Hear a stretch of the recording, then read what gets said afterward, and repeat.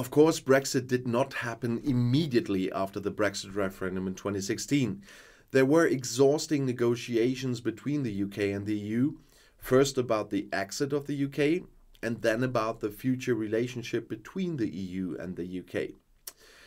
After the official Brexit on January 31st in 2020, where the UK officially left the EU and with it the European Parliament, there was a transitional period until December 31st in 2020 to implement the new relationship.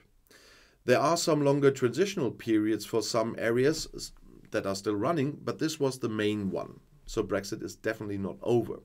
But people are talking a lot about the level of preparations for Brexit on the different sides, or the lack of preparations with some of them. And so in a few of my evening videos, I will give you an overview about the extent of preparations by different countries involved, and of course the UK and the EU. The UK one I already did.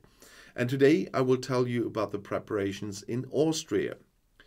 Austria, like other European Union member states, was actively preparing for the United Kingdom's withdrawal from the EU, commonly known as Brexit. The Austrian government recognized the potential impact of Brexit on various aspects such as trade, travel and citizens' rights, and took steps to mitigate any adverse effects. For trade, Austria as an EU member was primarily concerned about the potential disruption to trade with the UK. The Austrian government worked closely with the European Commission and other member states to ensure a coordinated approach. They prepared for various scenarios, including the possibility of a no-deal Brexit, which would have meant the UK leaving the EU without a formal agreement in place. Efforts were made to inform and support Austrian businesses that already traded with the UK, highlighting the potential changes in customs procedures, in tariffs and regulatory requirements. As the UK's withdrawal from the EU meant it would become a third country, customs and border controls would apply. Austria made preparations to handle the increased administrative requirements at its borders with the UK.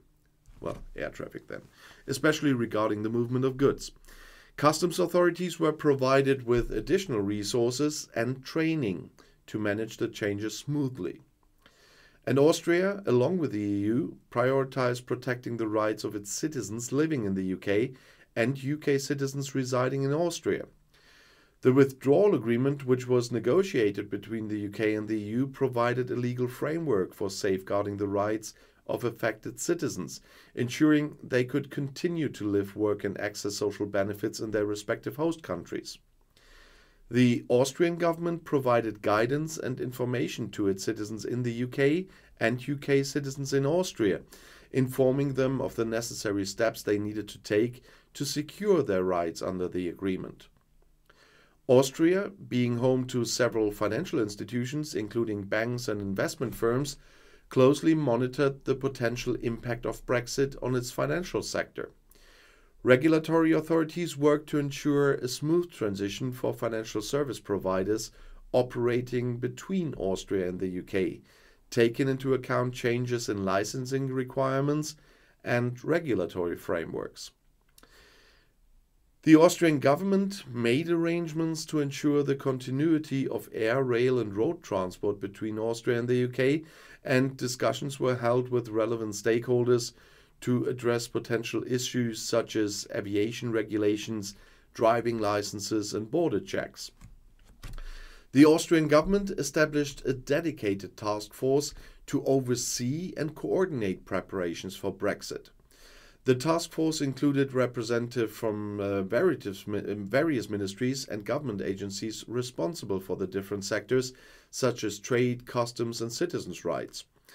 The task force worked closely with the European Commission and other member states to ensure a unified approach and exchange of information. The Austrian government launched a comprehensive information campaign to raise awareness among businesses, citizens and relevant stakeholders about the potential implications of Brexit. They provided guidance and assistance through online resources, informational brochures and dedicated helplines to address questions and concerns.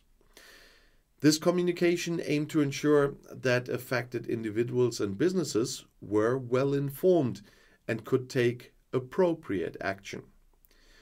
Austria identified specific sectors that were likely to be impacted by Brexit and implemented so-called tailored preparations accordingly.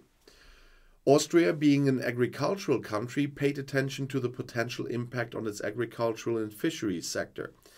They assessed the potential changes in market access, the export-import procedures, and regulations to help farmers and fishermen adapt to new requirements. As the UK was a significant market for Austrian tourism, efforts were made to minimize any negative consequences. The Austrian Tourist Office collaborated with the tourism industry to develop strategies to maintain visitor numbers from the UK and ensure smooth travel arrangements.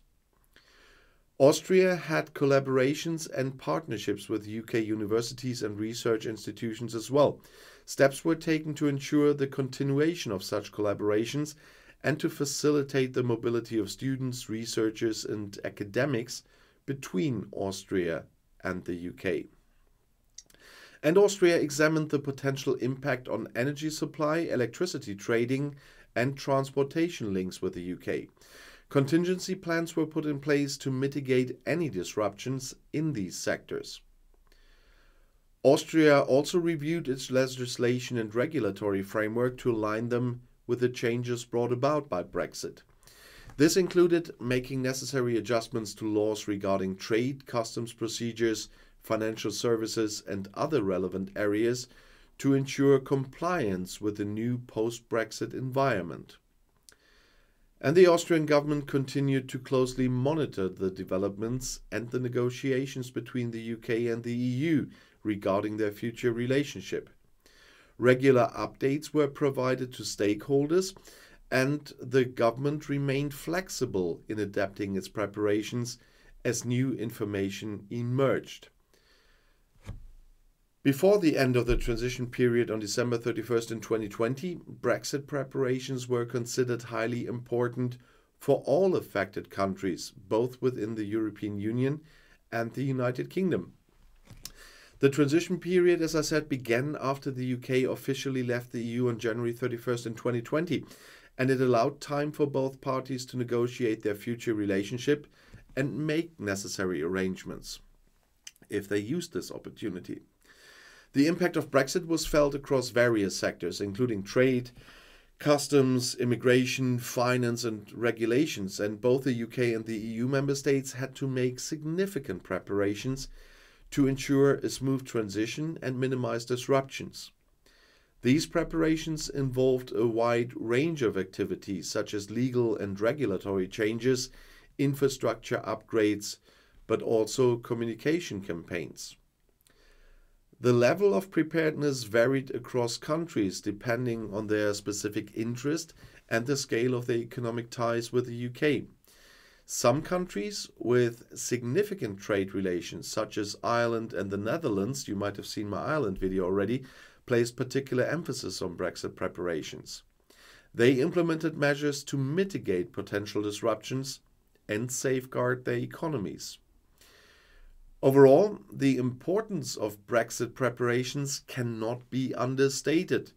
Both the UK and EU member states had to recognize the need to be well prepared to minimize disruptions to trade, to regulatory alignment, and other aspects of their relationship. The transition period provided an opportunity to make necessary adjustments and to ensure a smoother post-Brexit environment, if the governments were ready to take this opportunity. And if you want to know more about Brexit or other topics, the next video is right here in the end screen. I'll see you there. I'll be back.